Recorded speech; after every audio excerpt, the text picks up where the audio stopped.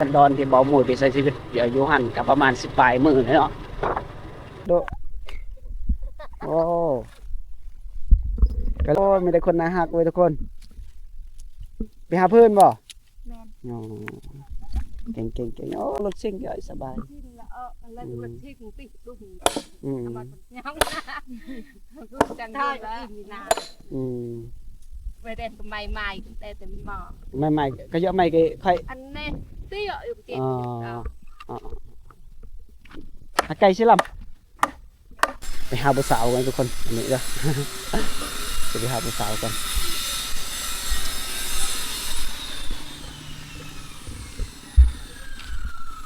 เนี่ยบอลอ่ะสบายดีทุกคนตอนนี้เนาะหมู่บ้าน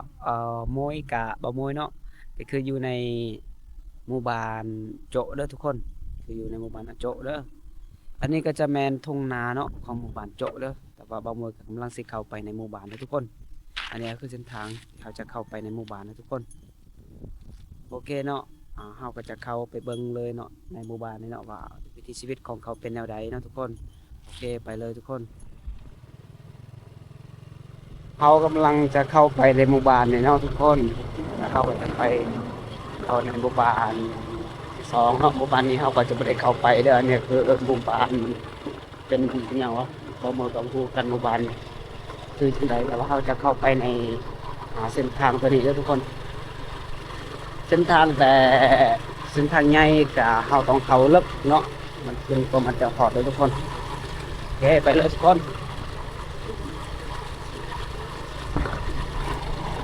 ตอนนี้เนาะบ่าวมวยก็กำลังสิฮอดในหมู่บ้านนั้นมั้งเนาะมันโจ้อ่ะโจ้ไตพอดีเด็ดพอเฮือนเอื้อยพุ่นเด้ออยู่แคมทางนาไหมเนาะอันนี้ก็คือนาของเอื้อยเพิ่นนะทุกคนแต่ว่าน้ำก็จะบ่มีเนาะน้ำอาจจะแห้งหน่อยนึงเนาะเพราะว่าช่วงนี้ฝนก็บ่ได้ตกเนาะเช้าตกเลยพอดีเห็นหลังนี้พอดีบ่าวมวยไปสุดนั้นบ่ได้เห็นนะทุกคนก็เลยมาสุดนี้ก็เลยแล้วแหละตาได้ไกลไม่ซ่อมแปลงรถจักร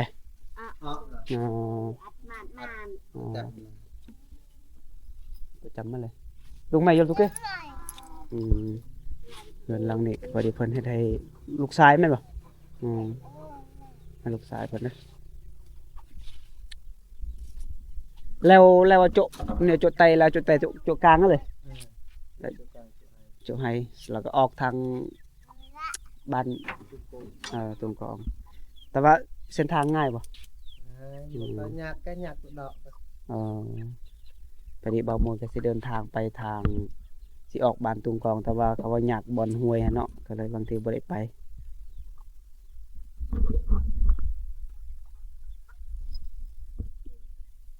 พอดีอ้ายเพิ่นมาอยู่นี่ก็เพื่ออยากมาเลี้ยงไก่เนาะก็เลยได้อยู่จากหมู่บ้านอาจจะห่างหน่อยนึงประมาณ700 เมตรนี่แหละ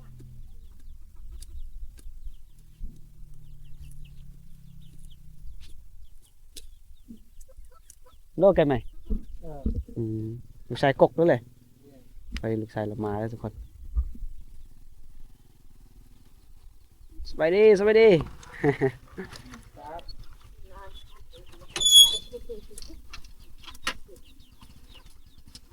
สิลำไก่ก่อนไหม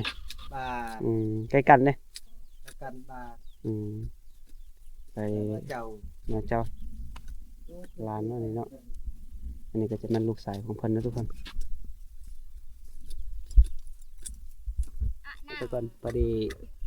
อันทั้งหมดเหรอมาอันเนาะมาก็มาเบิกกลางลาวหรือจำไหมเห็นเลยยาให้ตีมา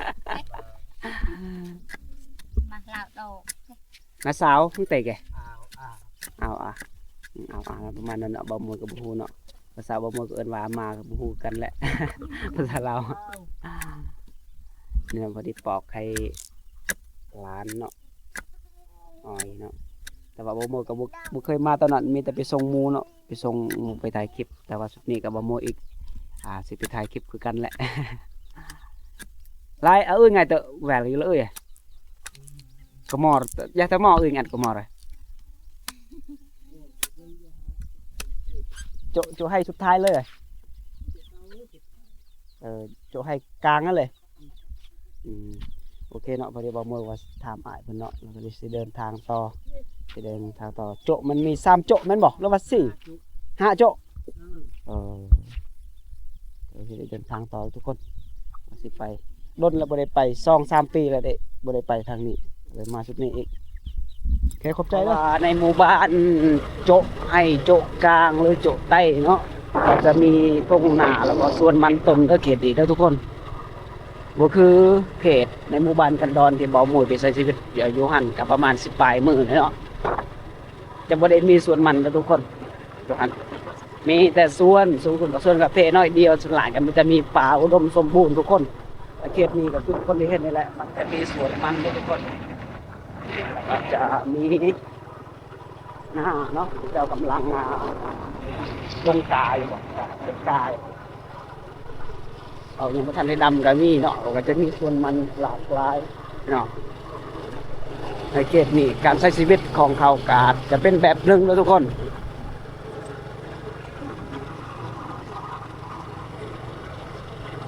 โอเคเขาจะไปตอนนี้เขากำลังใกล้สีหอดในหมู่บ้านโจ๊กกลางแล้วทุกคนเดี๋ยวเราก็ได้ลงจอดเบิ่งเล็กหน่อยหาพื้นนะทุกคนดูโอ้ก็เลยได้จอดอยู่ทงนาทุกคนโอ้หมู่บ้านนี่กับมวลลายเด้อมันมีทงนาลายทุกคนมาหาพื้นตัดพื้นน้องๆเด็กๆน้อยๆโอ้มีแต่คนน่ารักเว้ยทุกคนไปหาพื้นบ่แม่นอ๋อเก่งโอ้ยคนนี้อายเคินกองหนึ่งโอ้ยเคินกองแล้วอันนี้เขาเอิ้นว่าหมู่บ้านหยังบ้านนะโจกลางโจไตโจกลางแล้วก็ไปทางนั้นฮอดบ้านหยังบ้านนะบ้านโจคือเก่าแม่นโอ้มีทางออกบ่สิออกไปเมืองเลยมีบ่มีเนาะอ๋อเขียนห้องได้เด้ทุกคนน้องๆบ่ได้เขียนบ่โอ้ทางนั้นก็เคินกองแล้วทุกคนคือบ่มวยได้เดินทางจากทางเข้าทางใหญ่เนาะแล้วก็เดินทางฮอดนี่ก็จะมีหมู่บ้าน2หมู่บ้านแล้วก็อันนี้ก็ใกล้สิฮอดหมู่บ้านที่3แล้วทุกคนนี่ก็เลยได้พ่อพวกน้องๆก็เลยบ่มวยก็ได้จอดรถเนาะก็เลยลงไปถ่ายพวกน้องๆเพิ่นหาพื้นแล้วทุกคนดุหลายเด้อเด็กๆหน่อยๆนี่เด้อเขตในหมู่บ้านเฮาก็ประมาณนี้เด้ออันนี้ก็จะแม่นชนเผ่าตะโอยเด้อทุกคนชนเผ่าตะโอยพื้นหน่อยๆนี่พอสิได้ดังไฟเห็ดกินซอยแม่โอ้ย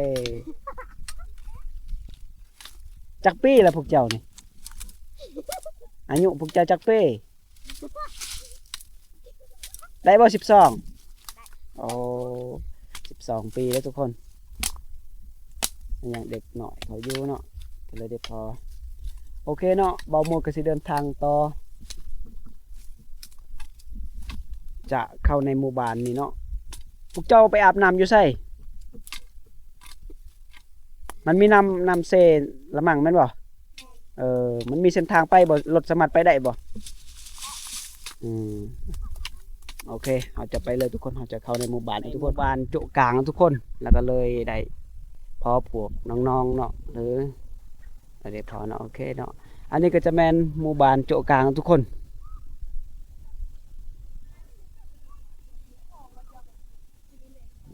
แต่ว่าเราก็จะเข้าไปในหมู่บ้านทุกคน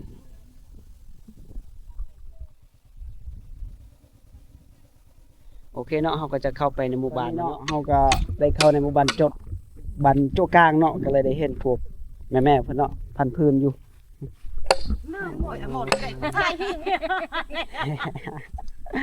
หัวแล้วต้องมองเงินก้อยไปเลยตาป้าอุ้ยเหรอ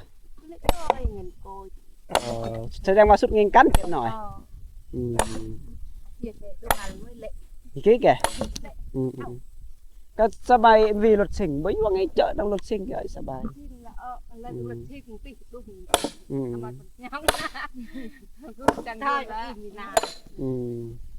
ปเรียนกับใหม่แต่หมอใหม่ก็เยอะใหม่ก็ใครอันนี้ตี้อยู่เจ็บไก่สิลำส่วน cái coi cái căn với nhẹก็ได้ทำเนาะทำแม่เพิ่นเนาะแม่เขาว่าเป็นแม่ไม้พัวของเราก็ได้เสียไปโดนแล้วเนาะก็เลยฟื้นก็เลยจำเป็นต้องฟันเองทุกคน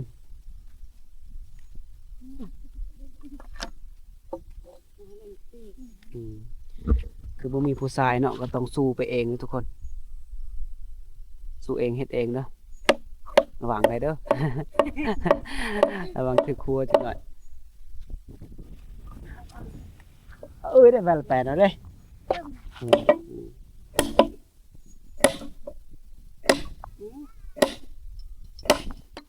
บ่ถึงแดดก็บ่ถึงปาดที่หมอกไปที่หมอกตึกมันจึงไอ้để từ rào thải mà đưa luôn luôn đấy luôn từ phun là cũng mỏ tới tay cũng mỏ rào về cũng một nghe ăn cái lời này cái mà mày rào thùng trẻ nó ta làm để cũng mỏ mà càng mày con này căn mà mày rau trùng trang tìm break tiếp vào tủ năng nó bị chặt cái một break cáiไปได้ก็ได้เว้ากับเอื้อยเพิ่นเด้อทุกคนเว้าก็เลยมักเว้าหยอกเบามวยก็เลยเว้าหยอกนิดนึงเนาะก็เลยนี่ก็คือผลงานที่เขาเผาพันธุ์พื้นมื้อนี้เด้อทุกคนผ่าพื้นมื้อนี้มาเป็นแม่ไม้นะก็เลยจำเป็นต้องเฮ็ดเองสร้างอย่างนี้ทุกคน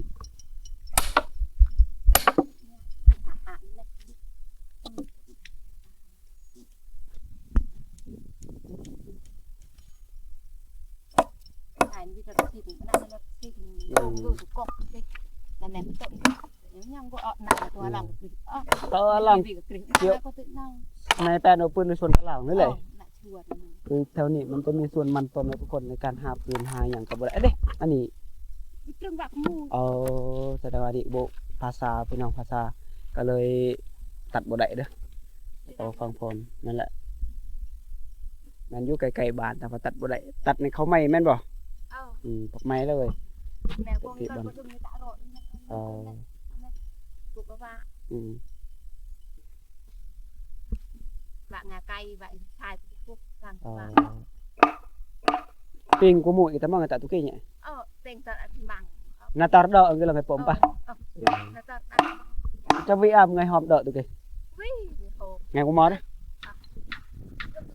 ทุกคนตอนนี้เราก็จะเข้าไปในหมู่บ้านเด้อก็เลยบ่มือได้ขับรถเลยเข้าในหมู่บ้านโจ๊กเลยทุกคนก็เลยได้เผาพวกหน่อยเด้อเด็กหน่อยแล้วนี่ทุกคนสบายดีพอดีเขาจะไปเบิ่งน้ำเขาเท่าเด้อเดี๋ยวเรากำลังเฮ็ด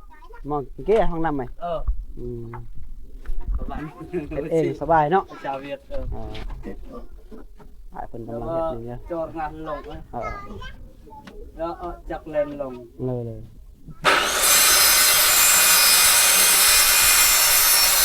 มันบรรจบทุกคนโอ้ยพ่อผู้บ่าวเว้ยผู้บ่าวเดี๋ยวเขาจะไปหาผู้บ่าวเด้อจังน้อยก็จะไปหาผู้สาวตอนนี้ก็จะไปหาผู้บ่าวทุกคนได้ผู้บ่าวโอ้ย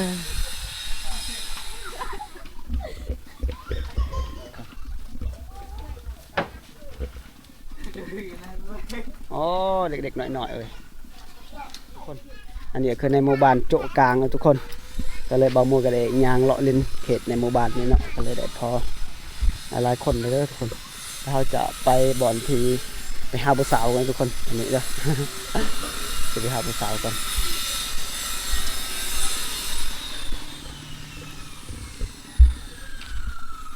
นี่บ่อนอ้ายเพิ่นกำลังเฮ็ดนี่ทุกคนที่กระเจ้ากำลังตักน้ำในหมู่บ้านนี่ด้วยทุกคนตอนนี้เบาโมยว่าสิออกเมื่อทางนั้นแต่บ่มีเส้นทางเลยได้กลับคืนนะทุกคนนี่ตอนนี้โอเคเฮาก็ได้เลาะในหมู่บ้านเนาะแต่ว่าบ่ได้ถ่ายหลายทุกคนเพราะว่าส่วนหลายไปสุดนี้เนาะบ่ได้พอผู้สาวทุกคนแต่ว่าได้พอพวกบ่แม่นผู้สาวผู้บ่าวแม่นผู้เฒ่าเนาะก็เลยได้ย่างไปเลาะเล่นเนาะทุกคนก็เลยคลิปก็ได้บ่ได้ลายเลยบ่ได้ยาวบ่ได้สั้นนะทุกคนแต่ว่าเฮาก็จะไปหาสาวอ่อนทุกคนเนาะแต่ว่าบ่มื้อก็เลยสิกลับทางเมืองเลยอันนี้ก็คือจะหมู่บ้านโจ๊กทุกคนนี่ในหมู่บ้านนี้ทุกคน โอเคเนาะคลิปนี้ก็มีแต่ซ้ำนี้เนาะบ๊ายบายทุกคนพอกันคลิปใหม่ทุกคน